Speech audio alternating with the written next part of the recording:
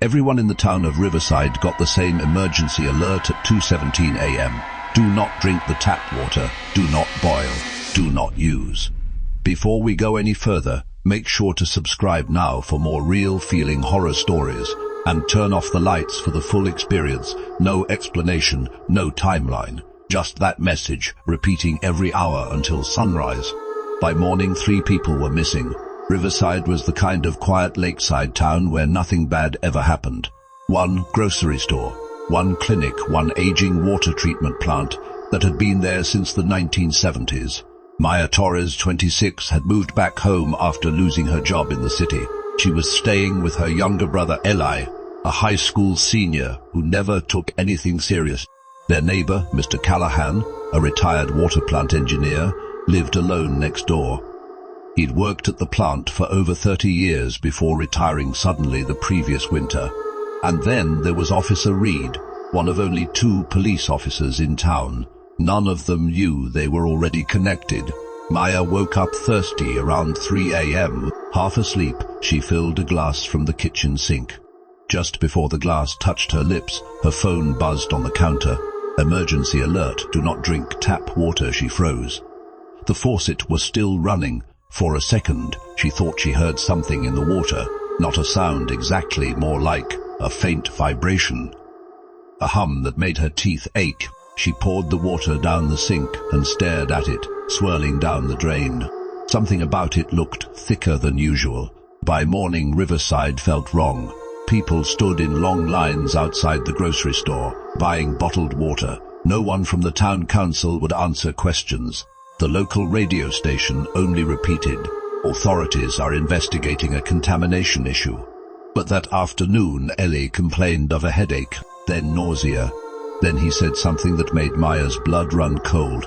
Did you hear that? He whispered. Hear what? The whispering in the pipes. Then the kitchen sink turned on by itself, just for a second, long enough for murky water to spit into the basin before stopping again. That night, Maya went to check on Mr. Callahan.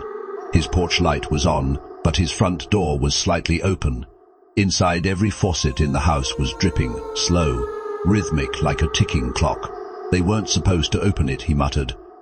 There's a sealed reservoir under the old treatment plant backup supply. It was closed in '86, after the complaints. What complaints? People said the water made them see things, hear things.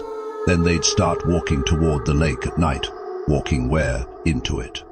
That night, Eli disappeared. Maya woke to the sound of the bathroom faucet running full blast. The mirror was fogged, the sink was overflowing, and written in the condensation were 3 words. I'm so thirsty. She ran outside barefoot, following wet footprints down the street. Other doors were open too. Other people were walking slow, silent, barefoot, all heading toward the lake at the edge of town. Officer Reed intercepted Maya before she reached the lake. They rerouted the supply, he said shackily. Budget cuts.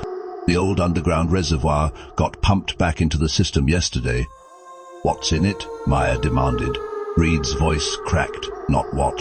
Who decades ago, before environmental laws, the town had dumped medical waste, chemicals, and worse into that underground basin.